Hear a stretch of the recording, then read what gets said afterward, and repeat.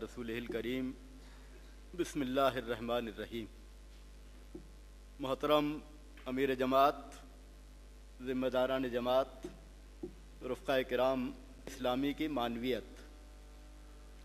आज के दिन की जो पहली नशिस्त है उसमें सारे उन्वानात तहरीक इस्लामी से ही मुताल्लिक़ हैं। अभी आपने मोहतरम अमीर जमात से तहरीक इस्लामी का बुनियादी निज़ाम यानी निज़ाम तरबियत उसकी तशरीह सुनी और तहरीक इस्लामी से ही मुताल्लिक़ एक दूसरा उन्वान इस वक्त है जो उसकी मानवियत के बारे में है।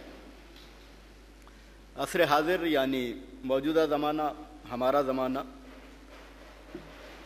इस्लामी तहरीक से हम वाबस्ता हैं। हम जानते हैं कि वो तहरीक क्या है, किस लिए वजूद में आई। तहरीक का लफ्ज़ जब हम इस्तेमाल करते हैं तो उससे मुराद इंसानी ज़िंदगी में किसी तब्दीली की कोशिश होती है। छोटी तहरीक भी हो सकती है। आप मोहल्ले की सफाई की तहरीक चलाएं तो एक छोटी तहरीक है, वक्ती भी होगी। लेकिन बड़ी तहरीक भी हो सकती है जिसके सामने बड़ा मकसद हो और वो वक्ती भी ना हो, दायमी हो, मुसलसल जारी रहने वाला हो। तो इस लिहाज से जो इस्लामी तहरीक है वो हिमाजहती है, बहुत बड़ी है, जुज़वी नहीं है और इसी तरह वक्ती भी नहीं है बल्कि दायमी है। तो जो तब्दीली इंसानी ज़िंदगी में लानी है वो ये है कि गलत बुनियादों के बजाय सही बुनियाद पर इंसानी ज़िंदगी की तामीर हो। अल्लाह की हिदायत की बुनियाद पर इंसानी ज़िंदगी की तामीर की जाए। दस्तूर जमात के जो मशहूर अल्फाज हैं, फ़र्द का इर्तिक़ा, माशरे की तामीर, रियासत की तश्कील, सब कुछ अल्लाह के दीन के मुताबिक हो, तो ये इस्लामी तहरीक है। इस्लामी तहरीक को जो काम करना है उस काम से भी हम वाकिफ़ हैं और उस काम की तशरीह हम अपने हालात के लिहाज से करते हैं। अपने हालात के लिहाज से जब हम काम को समझने की कोशिश करते हैं तो उसके दो बड़े दायरे हमारे सामने आते हैं। एक तो ख़ुद मुसलमानों का दायरा है जिसमें इस्लामी तहरीक चाहती है कि उनको उनका मनसब याद दिलाया जाए, उनकी इस्लाह की जाए। और दूसरा बड़ा दायरा आम इंसानियत का है। मुसलमानों के दायरे के बाहर जो इंसान है, गैर मुस्लिम है, वो दायरा है और उस दायरे में हम चाहते हैं कि अल्लाह का दीन उन तक पहुँचाया जाए, अल्लाह की तरफ उनको बुलाया जाए।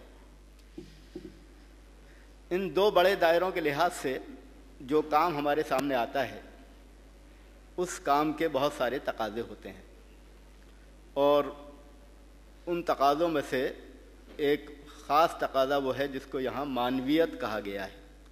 मानवियत को आप अंग्रेज़ी में रेलेवेंस भी कह सकते हैं, यानी ये कि वक्त के तकाज़ों से कितना तहरीक इस्लामी मुताल्लिक़ है। मोहतरम रफ़क़ा, ख़वातीन हज़रात, आप जानते हैं कि हर दौर में इंसानों के अंदर अच्छे जज्बात भी होते हैं, ख़राब जज्बात भी होते हैं।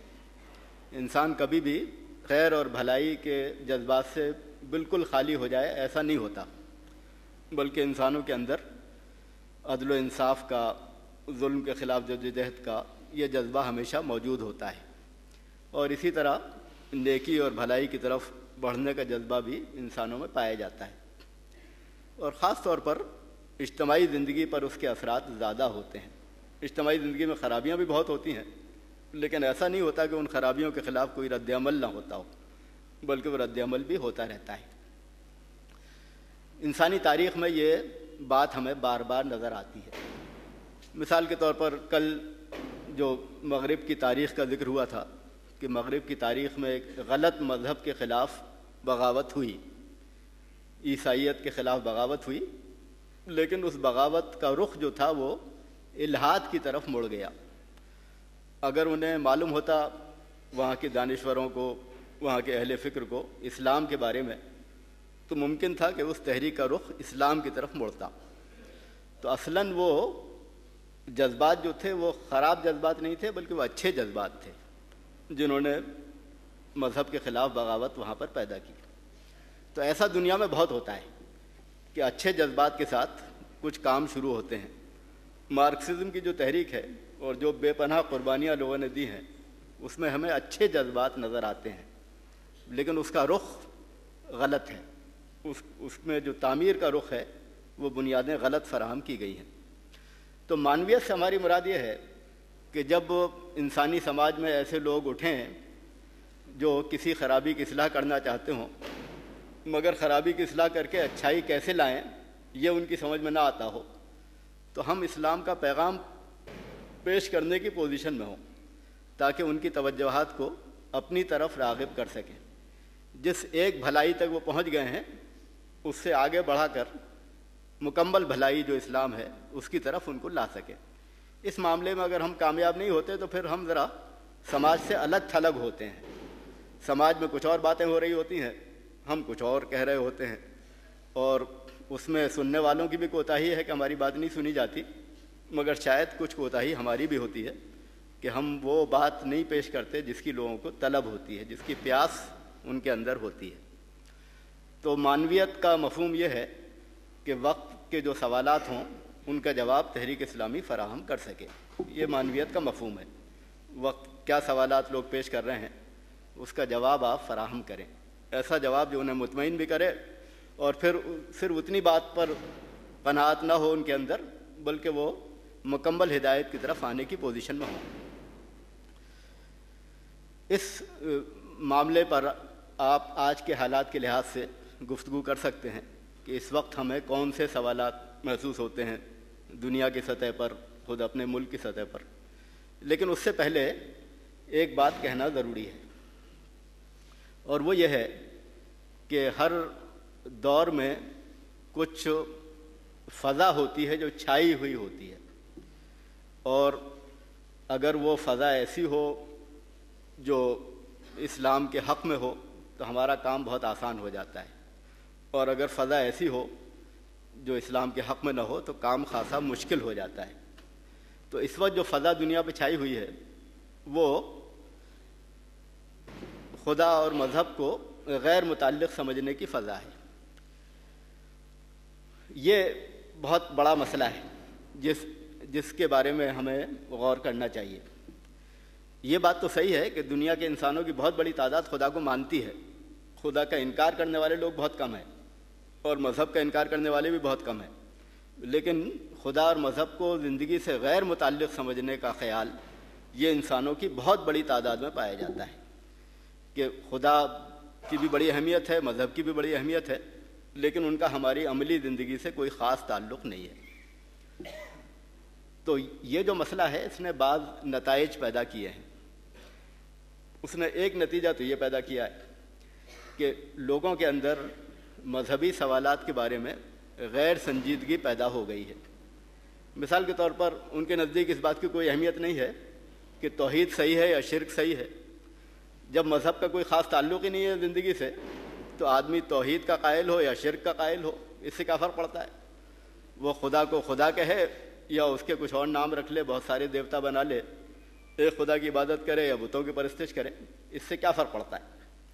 چنانچہ آج کل یہ بات محفل کے آداب کے خلاف سمجھی جاتی ہے کہ آدمی مذہبی مسائل پر گفتگو کرے.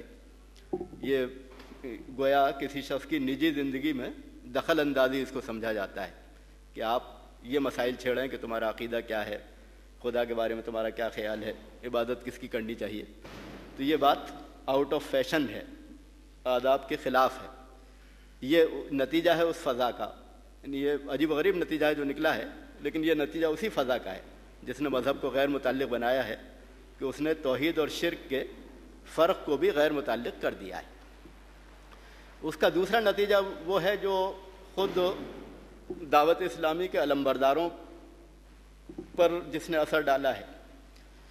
وہ یہ ہے کہ جب ہم زندگی کے مسائل پر گفتگو کرتے ہیں تو ہم کوشش یہ کرتے ہیں کہ اجتماعی مسائل کا حل پیش کریں اور وہ حل ایسا ہو جس سے ہمیں مسائل حل ہوتے نظر آئیں، اور جو بنیادی سوالات ہیں ان پر گفتگو ہماری نہ ہو یا بہت کم ہو. یعنی بنیادی سوالات جو خدا سے متعلق ہیں، توحید سے متعلق ہیں، دین سے متعلق ہیں، بلکہ ساری گفتگو ظاہری معاملات پر ہو، اور ایسا اس لیے کرنا پڑتا ہے یا ایسا اس لیے کرنے کی طرف ہم مائل ہوتے ہیں کہ ہم سمجھتے ہیں کہ ہمارا مخاطب اسی زبان کا عادی ہے، وہ مذہبی اصطلاحات سے واقف نہیں ہے، ان کو غیر متعلق بھی سمجھتا ہے، تو اس سے جو کچھ بات ہمیں کرنی ہے وہ اسی حد تک کرنی ہے جس حد تک دنیا کے مسائل کا تقاضا ہے۔ تو یہ تو ضروری ہے کہ تحریک اسلامی کی معنویت ہو، یعنی ہم آج کے سوالات کا جواب دیں، لیکن انسان کے اندر جو بہت بڑی خرابی پیدا ہو چکی ہے اس خرابی کی اصلاح بھی ضروری ہے ساتھ ساتھ، یعنی جواب دیں مگر اپنی زبان میں دیں۔ مسئلہ تو موجود ہے جس کا لوگ اظہار کرتے ہیں، مگر مسئلے کو صحیح شکل میں پیش کرنے سے قاصر ہیں، ان کے ذہن کی بھی اصلاح کرنی ہے۔ ایسا نہیں ہے کہ مسئلہ انہوں نے صحیح شکل میں پیش کیا ہو، بلکہ آپ کو انہیں بتانا ہوگا کہ جس کو تم مسئلہ سمجھتے ہو وہ نہیں ہے بلکہ کچھ اور ہے موجود تو ہے، ایسا نہیں ہے غیر حقیقی ہے ان کی پریشانی، لیکن وہ نہیں ہے جو وہ سمجھتے ہیں بلکہ کچھ اور ہے جس کا تعلق خدا سے ہے، آخرت سے ہے، اور پھر اس کے بعد آپ اس کا حل پیش کریں۔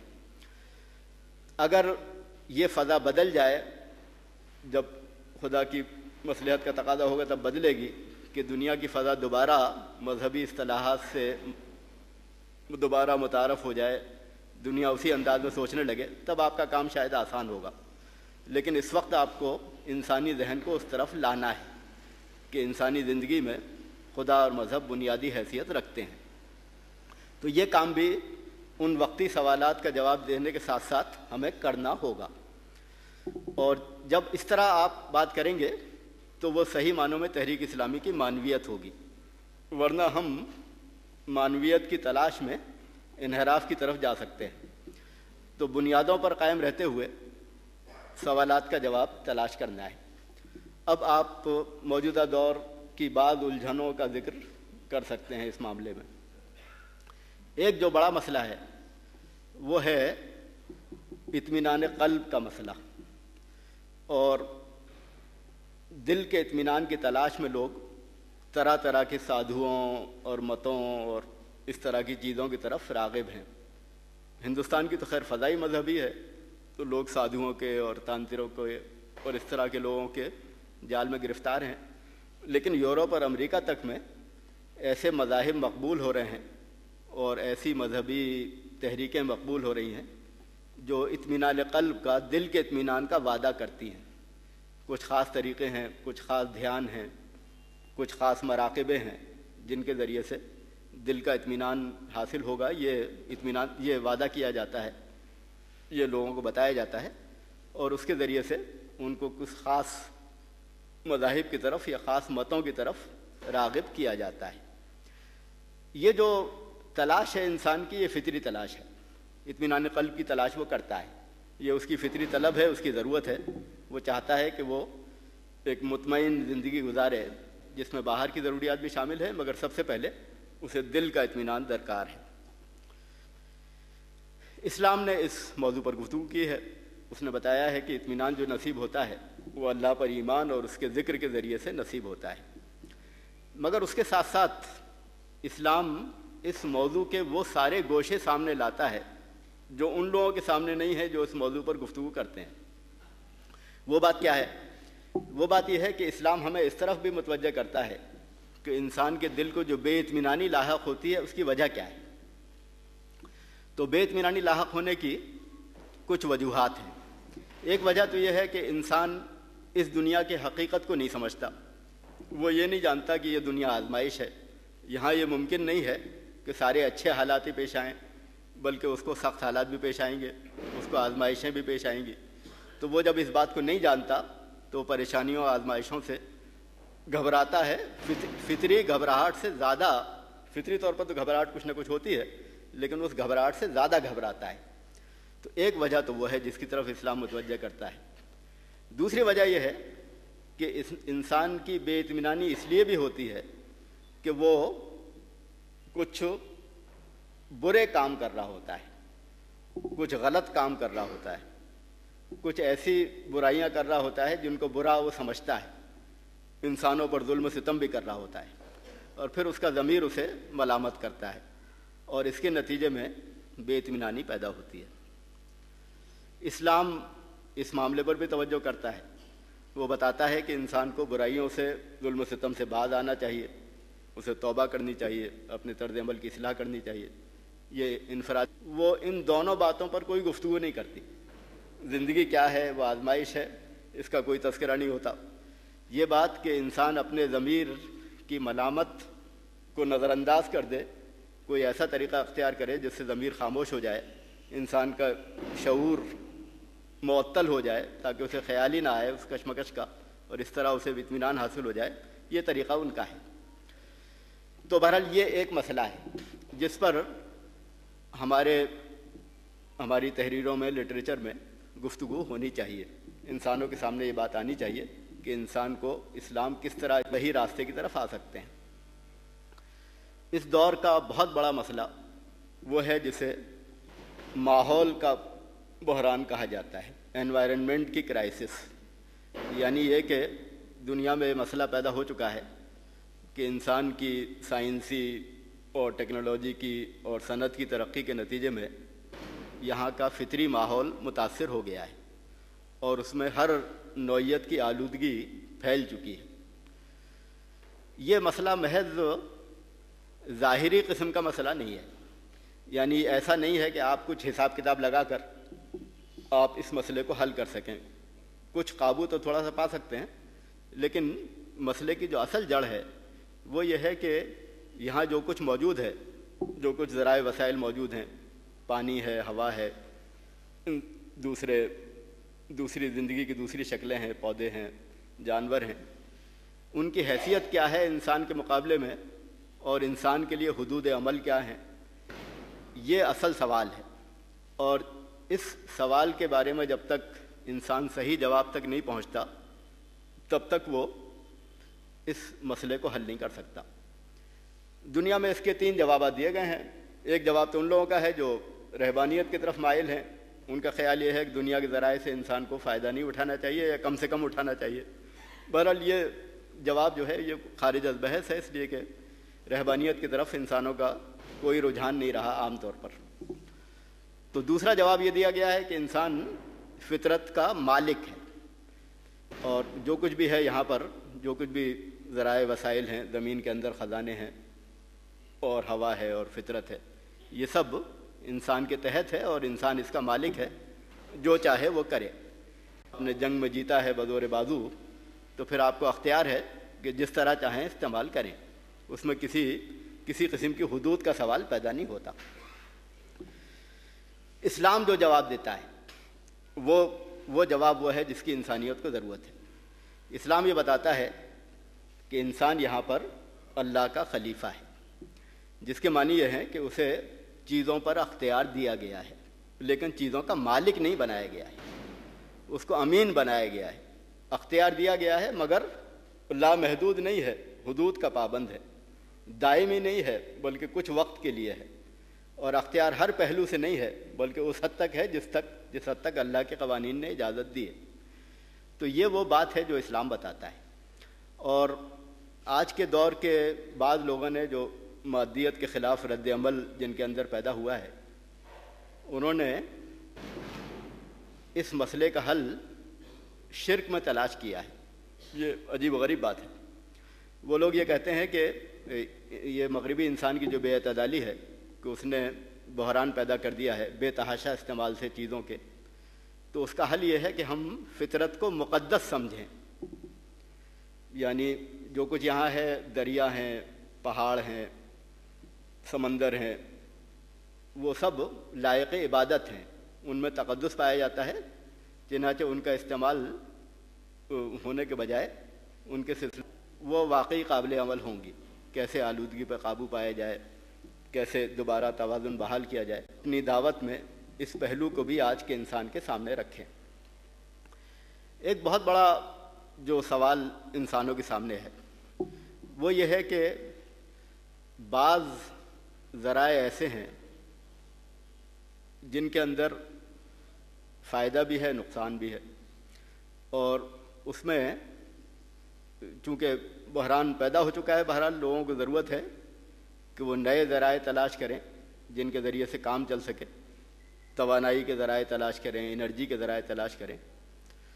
تو اس میں لوگوں نے نیوکلیئر انرجی کو بھی تلاش کیا ہے، اور خود ہمارے ملک میں اس معاملے میں خاصی تیز و تند بحثیں ہو رہی ہیں۔ بحثیں تو اس معاملے پر ہیں کہ جو کچھ نیوکلیئر انرجی کا استعمال پیش نظر ہے یہاں، اس میں جو خطرات ہیں ان خطرات کو روکنے کا اہتمام نہیں کیا گیا ہے، اور امریکہ کے دباؤ میں ایسا کیا جا رہا ہے۔ مگر یہ تو مسئلے کا صرف ایک رخ ہے کہ آپ نے ان خطرات کے جو خطرات موجود ہیں ان کے روکنے کا، ان سے بچاؤ کا کوئی قابل اعتماد انتظام نہیں کیا ہے۔ لیکن اصل مسئلہ یہ ہے کہ نیوکلیئر انرجی کے استعمال میں چاہے آپ کتنے ہی احتیاطی انتظامات کر لیں، اس میں نقصان کے وہ پہلو موجود ہیں جن کا ازالہ کسی طرح ممکن نہیں ہے۔ آلودگی کی اور جتنی شکلیں ہیں ان کے بارے میں کچھ نہ کچھ آپ بتا سکتے ہیں، کچھ نہ کچھ تجویز کر سکتے ہیں کہ اس طریقے سے اس آلودگی کے اثرات کو ختم کیا جا سکتا ہے، لیکن نیوکلیئر انرجی کے ساتھ ایسا نہیں ہے، اور انسان کے اب تک کے علم کے مطابق کوئی ذریعہ ایسا نہیں ہے جو اس کے مضر اثرات کو ختم کر سکتا ہو یا کم کر سکتا ہو۔ حادثات سے بچانے کی باتیں تو موجود ہیں، لیکن حادثات سے الگ اس کے عام طریقے سے جو استعمال ہوتی ہے تو اس کے جو مضر اثرات پڑتے ہیں انسانوں پر، ماحول پر، ان اثرات کو دور کرنے کا، ان اثرات سے بچنے کا کوئی طریقہ نہیں پایا جاتا۔ اسلام یہ بات کہتا ہے کہ ایسی چیزیں ہو سکتی ہیں جن میں فائدہ بھی ہو، نقصان بھی ہو۔ لوگ جو ہیں وہ جوئے اور شراب کے بارے میں پوچھتے ہیں تو بتاؤ ان کو کہ اس میں انسانوں کے لیے فائدہ بھی ہے مگر ان کا نقصان فائدے سے زیادہ ہے۔ تو اسلام یہ اصول بتاتا ہے کہ زندگی میں ایسے مراحل بھی آ سکتے ہیں جب کسی چیز میں فائدے اور نقصان دونوں پہلو موجود ہوں، لیکن نقصان زیادہ ہو، تو اس صورت میں اس چیز کو چھوڑا جانا چاہیے۔ تو یہ اصولی ہدایت اس معاملے پر بھی اس کا انطباق ہوتا ہے۔ تو اس بحث میں حصہ لینے کی ضرورت ہے اور ان پہلوؤں کی طرف توجہ دلانے کی ضرورت ہے جن پر لوگ توجہ نہیں کر رہے ہیں۔ یہ جو کچھ ہے دنیا میں، یہ انسانوں کے لیے چیلنج ہے اس لحاظ سے کہ وہ اپنے مسائل کیسے حل کرتے ہیں، اور ہر دور میں انسانوں نے مل جل کر اس سلسلے میں کوششیں کی ہیں، لیکن اسلام اس بات کا قائل نہیں ہے کہ کوششیں بغیر کسی اخلاقی حد بندی کے کی جائیں، بلکہ ہم جس طرح اپنے انفرادی مسائل میں پابند ہیں اس بات کے کہ تدبیر جائز اختیار کریں، اسی طرح اجتماعی مسائل میں بھی اس بات کے پابند ہیں کہ ایسی تدبیریں اختیار کریں جو انسان کو نقصان یا خسارے کی طرف نہ لے جائیں۔ ایک بہت بڑا سوال جو انسانوں کے سامنے پیدا ہو گیا ہے وہ یہ ہے کہ اب نئی تحقیقات نے جینیٹک تبدیلی کا راستہ بھی کھول دیا ہے، یعنی جو زندگی کی شکلیں ہیں، انسان ہے، جانور ہیں، اور دوسری شکلیں ہیں پودوں کی شکل میں ہیں، تو ان کی جو زندگی کی جو بنیاد ہے وہ جینس میں ہے، جو جین ہے جو رخ متعین کرتی ہیں کسی زندہ جسم کی ساخت کا یا اس کی آئندہ کیا رخ وہ اختیار کرے گا۔ اور اب ایسی معلومات انسان کے پاس موجود ہیں جن سے وہ جینس کی سطح پر تبدیلی کر سکتا ہے، اور اس میں یہ سوال پیدا ہو گیا ہے کہ جب ان تحقیقات کا استعمال انسانوں پر کیا جانے لگا ہے تو پھر اس سے انسانوں کی آئندہ نسلوں کو، انسانی شخصیات کو متاثر کیا جا سکتا ہے۔ کیا یہ کام صحیح ہے، درست ہے، یا اس پر پابندی لگنی چاہیے؟ اب تک جو دنیا کا عام رجحان ہے وہ اس کے خلاف ہے، حکومتوں کا بھی، حکومتیں بھی اس کے حق میں نہیں ہیں عام طور پر کہ یہ جو کچھ جینیٹک مینیپولیشن ہے، جینس کی سطح پر دخل اندازی ہے، اس کا استعمال انسانوں کے سلسلے میں بھی کیا جائے۔ عام طور پر حکومتوں کا رجحان اس کے خلاف ہے، لیکن پورے سرمایہ دار طبقے کا اور وہ لوگ جو ٹیکنالوجی کے سلسلے میں جن کے اندر جنون کی کیفیت ہے، ان کا پورا اصرار یہ ہے کہ اس معاملے میں کوئی حد بندی نہیں ہونی چاہیے۔ جس طرح سائنس اور ٹیکنالوجی کسی حد کی پابند نہیں ہے، اسی طرح یہ معاملہ بھی کسی حد کا پابند نہیں ہونا چاہیے۔ اس بات کا تعلق بھی انسان کی حیثیت سے ہے کہ انسان کی حیثیت کیا ہے۔ کیا انسان کی حیثیت وہ ہے جو پودوں اور جانوروں کی ہے، یا انسان کی حیثیت یہ ہے کہ وہ ایک محترم ہستی ہے جو اللہ کا خلیفہ ہے؟ جو عیسائیت کے اثرات دنیا میں موجود ہیں اس سے یہ خیال لوگوں میں پایا جاتا ہے کہ انسان ایک محترم ہستی ہے، لیکن یہ خیال کمزور پڑتا جا رہا ہے، اس لیے کہ مذہب کو باقاعدہ طور پر بہرحال زندگی سے نکال دیا گیا ہے۔ تو اس وقت ضرورت ہے کہ پوری قوت کے ساتھ یہ بات پیش کی جائے کہ انسان کی پوزیشن وہ نہیں ہے جو دوسرے قدرتی ذرائع کی ہے یا جانوروں کی ہے یا پودوں کی ہے، بلکہ انسان کو ایک قابل احترام ہستی اس بنیاد پر تسلیم کیا جانا چاہیے کہ وہ اللہ کا خلیفہ ہے اس دنیا کے اندر، چنانچہ اس کو سائنس اور ٹیکنالوجی کی دخل اندازیوں کا شکار نہیں بنایا جا سکتا۔ یہ بات آپ پیش کریں گے تو اس سے دنیا کو وہ رہنمائی ملے گی جس کی اس کو ضرورت ہے۔ تو یہ جو چند مثالیں تھیں یہ اس لیے پیش کی گئیں کہ دور حاضر نے بعض سوالات پیدا کیے ہیں اور ان سوالات کے جوابات بھی لوگ تلاش کر رہے ہیں، مگر جوابات کی تلاش میں بڑی بے اعتدالی پائی جاتی ہے، اور اس کی ضرورت ہے کہ اسلام کے نمائندے، اسلام کے ترجمان اس میدان میں آئیں اور وہ صحیح جوابات فراہم کریں، اور پھر اس سے تحریک اسلامی کی معنویت سننے والوں کے سامنے واضح ہوگی۔ وآخر دعوانا الحمدللہ رب العالمین۔ اس موضوع سے متعلق اگر سوالات ہوں تو کر سکتے ہیں۔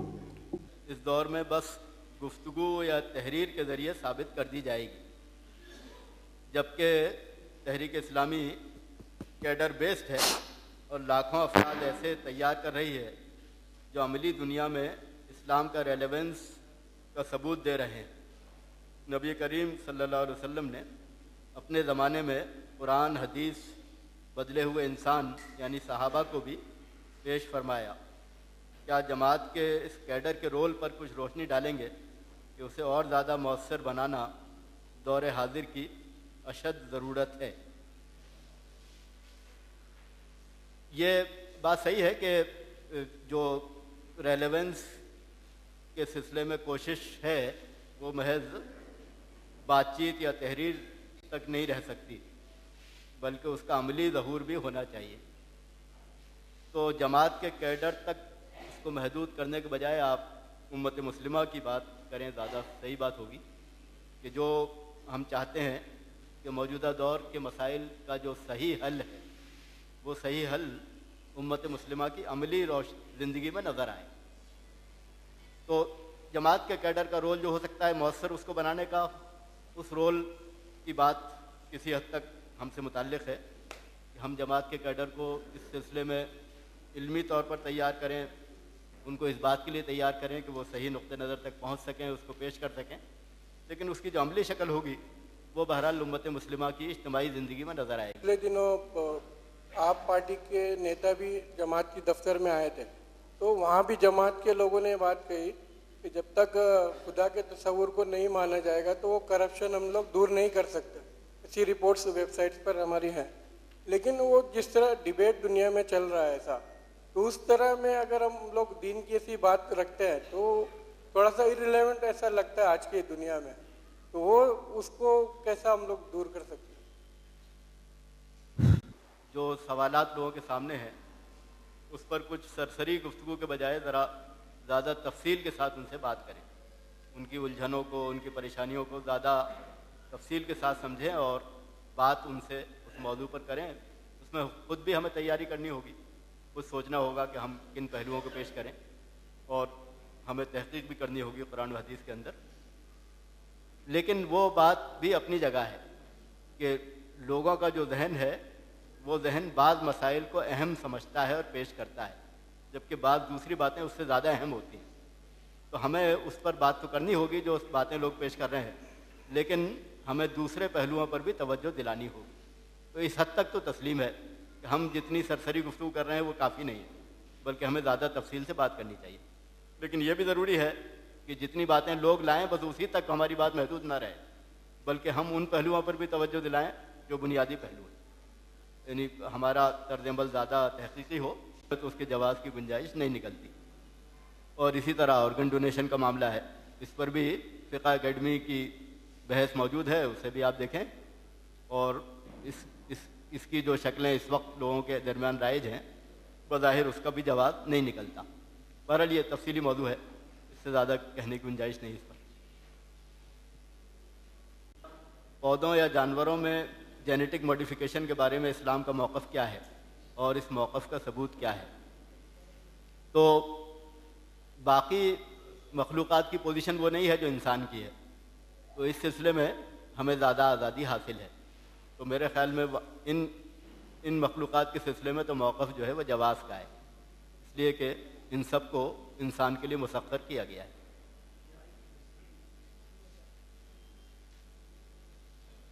ये सैयद अब्दुल कादिर साहब ने लिखा है, मानवियत की तलाश में इंसान इन्हराफ की तरफ जा सकता है, इसकी एक दो मिसालें बताई जाएं।